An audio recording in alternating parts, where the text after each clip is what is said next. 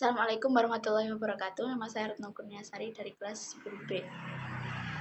Di sini saya akan menerangkan tentang simplisia.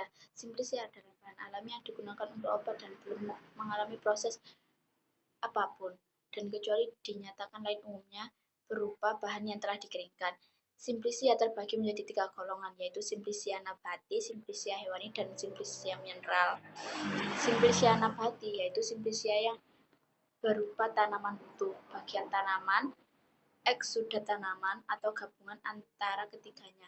Eksudat tanaman adalah isi sel yang secara spontan keluar dari tanaman atau dengan cara tertentu sengaja dikeluarkan dari selnya.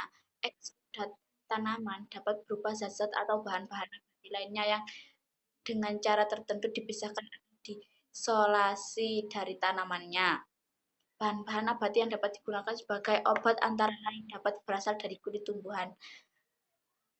Misalnya kulit buah delima yang berkhasiat sebagai obat cacing. Akar, misalnya akar tapak darah yang berkhasiat sebagai obat diabetes dan obat kanker. Daun, misalnya daun saga, berkhasiat sebagai obat sariawan dan obat batuk. Bunga cengkeh yang berkhasiat untuk menghilangkan mual dan muntah.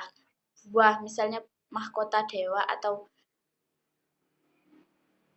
yang berkhasiat untuk obat asam urat.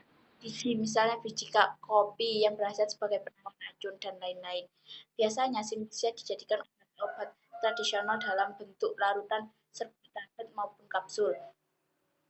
Simplisia memiliki banyak keunggulan, antara lain efek sampingnya relatif lebih kecil dari obat-obatan kimia berasal dari alam.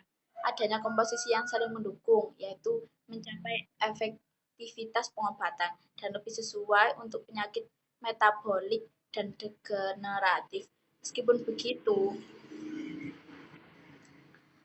obat tradisional ini memiliki kekurangan, yaitu memiliki efek farmakologis yang lemah, bahan baku belum berstandar, dan belum dilakukan uji klinik, serta mudah tercemar berbagai mikroorganisme. Jika ingin menggunakan simplisia sebagai obat tradisional, sebaiknya menggunakan simplisia dari kelompok yang fitofarmaka atau fitoterapi yang diuji khasiat dan keamanannya, teruji secara klinis, bisa dipertanggungjawabkan secara ilmiah, dan memenuhi indikasi medis.